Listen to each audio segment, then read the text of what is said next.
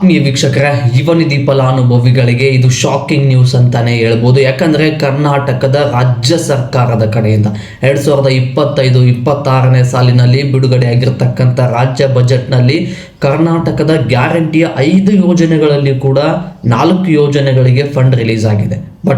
ಆದರೆ ಯುವನಿಧಿ ಫಲಾನುಭವಿಗಳಿಗೆ 0 ರೂಪಾಯಿ ಫಂಡ್ ರಿಲೀಸ್ ಆಗಿದೆ. ಅಂದರೆ ಯುವನಿಧಿ ಫಲಾನುಭವಿಗಳಿಗೆ ರಾಜ್ಯ ಬಜೆಟ್ 2025-26ರಲ್ಲಿ 1 ರೂಪಾಯಿ ಕೂಡ ಅನುದಾನ ಬಿಡುಗಡೆ ಆಗಿಲ್ಲ.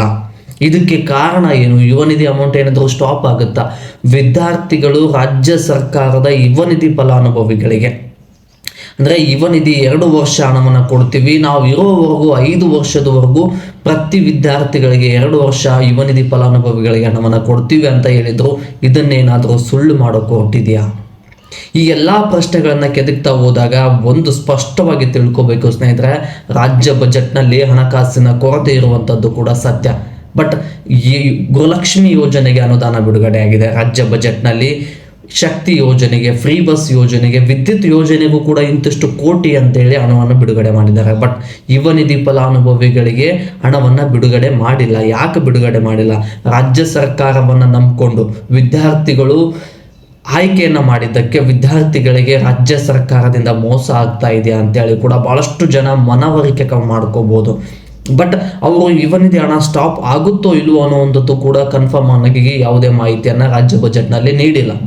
ಯುವನಿಧಿ ಫಲಾನುಭವಿಗಳಿಗೆ ಫಂಡ್ ರಿಲೀಸ್ ಆಗಿಲ್ಲ ಅಂದರೆ ರಾಜ್ಯ ಬಜೆಟ್ನಲ್ಲಿ ವಾರ್ಷಿಕವಾಗಿ ಏನು ಫಂಡ್ ರಿಲೀಸ್ ಆಗುತ್ತಲ್ವ, ಇದನ್ನು ರಿಲೀಸ್ ಮಾಡಲಿಲ್ಲ ಅಂದರೆ ಯುವನಿಧಿ ಫಲಾನುಭವಿಗಳಿಗೆ ಹಣ ತಲುಪೋದಾದರೂ ಹೇಗೆ? ಯಾಕಂದರೆ ಈ ರಾಜ್ಯ ಸರ್ಕಾರ ಅಂದರೆ ಕಾಂಗ್ರೆಸ್ ಸರ್ಕಾರ ಕರ್ನಾಟಕದಲ್ಲಿ ಗೆದ್ದಿರುವಂಥ ಮೂಲ ಉದ್ದೇಶನೇ ಪಂಚ ಗ್ಯಾರಂಟಿಗಳನ್ನು ಬಿಡುಗಡೆ ಮಾಡ್ತೀವಿ ಅಂತೇಳಿ. ಎಲ್ಲ ಗ್ಯಾರಂಟಿಗಳಿಗೂ ಕೂಡ ಅನುದಾನವನ್ನು ಬಿಡುಗಡೆ ಮಾಡಿ, ಯುವನಿಧಿ ಫಲಾನುಭವಿಗಳಿಗೆ ಯಾಕೆ ಅನುದಾನವನ್ನು ಬಿಡುಗಡೆ ಮಾಡಲಿಲ್ಲ ಅನ್ನುವಂಥದ್ದು ಕಟ್ಟ ಕಡೆಯ ಪ್ರಶ್ನೆ ಆಗಿ ಉಳಿದುಕೊಂಡಿದೆ. ಇದ್ರ ಬಗ್ಗೆ ಮುಂದೇನು ಅಪ್ಡೇಟ್ ಬರುತ್ತೆ ಅನ್ನೋದನ್ನು ಕಾದು ನೋಡಬೇಕು ಸ್ನೇಹಿತರೆ. ಮತ್ತು ಇದರ ಜೊತೆಗೆ ಇನ್ನೂ ಕೆಲವೊಂದಿಷ್ಟು ವಿದ್ಯಾರ್ಥಿಗಳಿಗೆ ಅಮೌಂಟ್ ಬಂದಿಲ್ಲ. ಮಾರ್ಚ್ ತಿಂಗಳ ಅಮೌಂಟ್ ಬಂದಿಲ್ಲ, ಜನವರಿ ತಿಂಗಳ ಅಮೌಂಟ್ ಬಂದಿಲ್ಲ, ಡಿಸೆಂಬರ್ ತಿಂಗಳ ಅಮೌಂಟ್ ಬಂದಿಲ್ಲ. ಇನ್ನು ಮುಂದೆ ಬರೋ ಸಾಧ್ಯತೆ ಕೂಡ ಕಡಿಮೆ ಇದೆ ಅಂತ ಹೇಳ್ಬೋದು. ಯಾಕಂದರೆ ರಾಜ್ಯ ಬಜೆಟನ್ನು ನಂಬಿಕೊಂಡೇ 3 ತಿಂಗಳ ಹಣ ಬರುತ್ತೆ ಅಂತೇಳಿ ಎಲ್ಲರೂ ಕೂಡ ನಂಬಿದ್ರು. ರಾಜ್ಯ ಬಜೆಟ್ನಲ್ಲಿ ಯುವನಿಧಿ ಫಲಾನುಭವಿಗಳಿಗೆ 0 ರೂಪೀಸ್ ಫಂಡಿಂಗ್ ಆಗಿದೆ. ಯಾಕೆ ಈ ರೀತಿ ಆಗಿದೆ? ರಾಜ್ಯ ಬಜೆಟ್ಟು ನಿರುದ್ಯೋಗಿಗಳಿಗೆ ರಾಜ್ಯ ಸರ್ಕಾರದಿಂದ ಯಾಕೆ ಫಂಡ್ ರಿಲೀಸ್ ಆಗಲಿಲ್ಲ? ವಿದ್ಯಾರ್ಥಿಗಳು ರಾಜ್ಯ ಸರ್ಕಾರವನ್ನು ನಂಬಿಕೊಂಡು ಆಯ್ಕೆ ಮಾಡಿದ್ದಕ್ಕೆ ವಿದ್ಯಾರ್ಥಿಗಳನ್ನು ಕಡೆಗಣನೆ ಏನಾದರೂ ಮಾಡಿದ್ರ? ಈ ಎಲ್ಲ ಪ್ರಶ್ನೆಗಳನ್ನು ನೀವು ಮನವರಿಕೆ ಮಾಡಿಕೊಳ್ಳಲೇಬೇಕು. ಯುವನಿಧಿಗೆ ಫಂಡ್ ಅಂತೂ ರಿಲೀಸ್ ಆಗಲೇಬೇಕಿತ್ತು ಸ್ನೇಹಿತರೆ.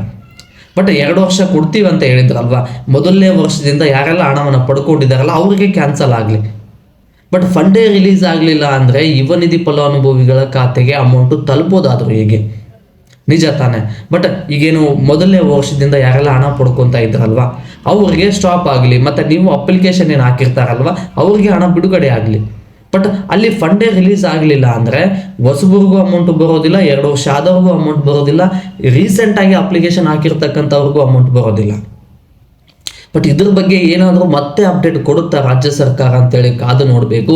ಇದಿಷ್ಟು ರಾಜ್ಯ ಬಜೆಟ್ನಲ್ಲಿ ಬಂದಿರತಕ್ಕಂಥ ಯುವನಿಧಿ ಫಲಾನುಭವಿಗಳಿಗೆ ಅಪ್ಡೇಟು ಸ್ನೇಹಿತರೆ. ಇನ್ನು ಮುಂದೆ ಯುವನಿಧಿ ಏನಾದರೂ ಸ್ಟಾಪ್ ಆಗುತ್ತೋ ಇಲ್ಲವೋ ಅನ್ನೋದನ್ನು ಕಾದು ನೋಡಬೇಕು. ಮತ್ತು ಇದೇ ರೀತಿಯಾಗಿ ಹೆಚ್ಚಿನ ಅಪ್ಡೇಟ್ಗೆ ನನ್ನ ಚಾನಲನ್ನು ಸಬ್ಸ್ಕ್ರೈಬ್ ಮಾಡ್ಕೊಳ್ಳಿ ಅಂತ ಹೇಳ್ತಾ ಮತ್ತೆ ಮುಂದಿನ ವಿಡಿಯೋದಲ್ಲಿ ಸಿಗೋಣ. ಧನ್ಯವಾದಗಳು ಸ್ನೇಹಿತರೆ.